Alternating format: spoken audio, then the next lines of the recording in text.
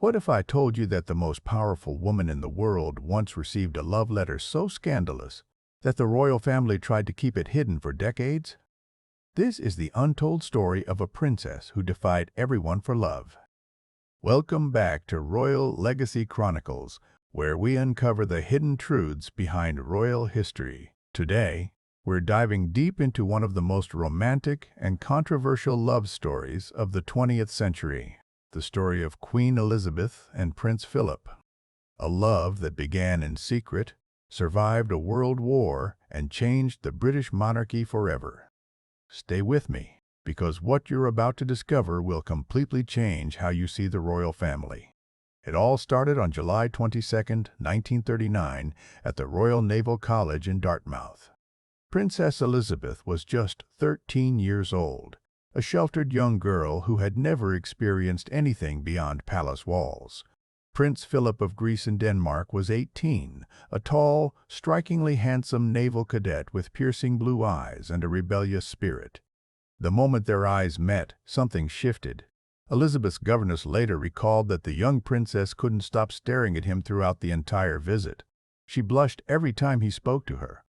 Philip, confident and charming, showed off by jumping over tennis nets to impress her. It worked.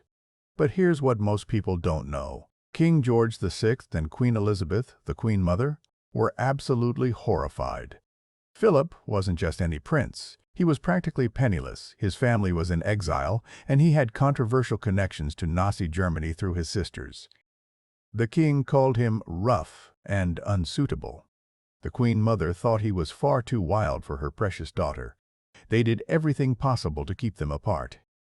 They sent Elizabeth on a royal tour to South Africa in 1947, hoping distance would end the romance. But it had the opposite effect. During that 6-month separation, Elizabeth and Philip exchanged letters almost every single day. These weren't formal royal correspondence. These were passionate love letters. Philip wrote about how much he missed her smile, how he counted the days until he could see her again. Elizabeth kept every single letter in a locked box under her bed. She wore his photograph in a frame on her desk, despite her mother's disapproval. Look at this. In one letter that survived, Philip called her "my darling Lilibet," and promised that no distance could change his feelings. For a royal princess in 1947, this kind of open affection was absolutely scandalous. But the obstacles kept coming. The royal advisors launched a secret investigation into Philip's background. They discovered his uncle, Lord Mountbatten, was seen as too ambitious and politically dangerous. They found out Philip's sisters had married German nobles with Nazi ties. The Archbishop of Canterbury himself advised the king to forbid the marriage. Prime Minister Clement Attlee expressed concerns in private meetings. The entire British establishment was against this union.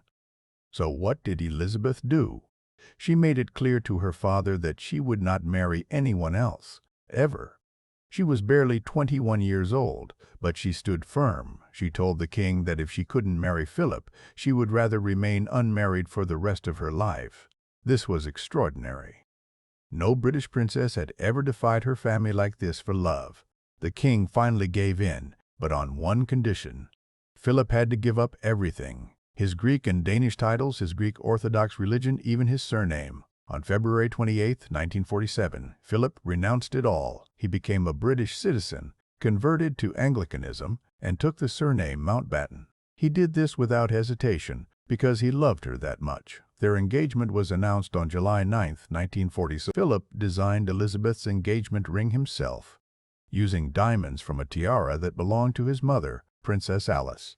He didn't have money to buy diamonds, so he used family heirlooms. This ring, look at this, represented everything their love was built on: sacrifice, family, and commitment. The British public fell in love with their story immediately. Finally, something romantic in the gray post-war years. They married on November 20, 1947, at Westminster Abbey. 2,000 guests attended, and millions listened on the radio. But even on her wedding day, there was drama. The royal family banned Philip's surviving sisters from attending because of their German connections. Philip's mother, Princess Alice, who had sheltered Jewish families during the Holocaust and was almost deaf, sat alone in the abbey wearing a simple gray dress. Elizabeth defied protocol by including Philip's name in her wedding vows when she promised to obey him, something royal brides rarely did. And here's the most beautiful part that history often forgets. From 1947 to 1952, Elizabeth and Philip lived a relatively normal life. They were stationed in Malta, where Philip served in the Royal Navy. Elizabeth wasn't queen yet, just a naval officer's wife. They went to parties, danced until dawn, and lived in a small villa. Philip taught her to cook. Can you imagine? A future queen learning to make breakfast. Those were the happiest years of her life. She said so herself decades later. But on February 6, 1952, everything changed. King George died suddenly, and 25-year-old Elizabeth became queen. Philip had to walk 3 steps behind his own wife for the rest of his life. He had to give up his naval career, his independence, his dreams. Friends said he struggled with this for years. He became moody and restless, but he never complained publicly, not once. He dedicated his entire life to supporting her, standing beside her through 73 years of marriage, always in her shadow, because he loved her. This wasn't just a royal marriage of convenience. This was real, passionate, sometimes difficult love that lasted 7 decades. They argued, they disagreed, but they never gave up on each other. When Philip passed away on April 9, 2021, Elizabeth kept his photograph on her desk, the same photograph she had carried since she was 13 years old. And when she died just 17 months later, many believe she simply couldn't live without him. The secret love story of Elizabeth and Philip teaches us something profound.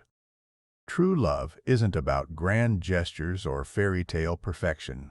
It's about choosing each other every single day, even when the world says you shouldn't. It's about sacrifice, commitment, and standing together against impossible odds. They prove that even in the most rigid traditional institution in the world, love can still win. If this story touched your heart, hit that subscribe button and join the Royal Legacy Chronicles family. Give us a like if you believe in true love. And tell us in the comments, which royal love story should we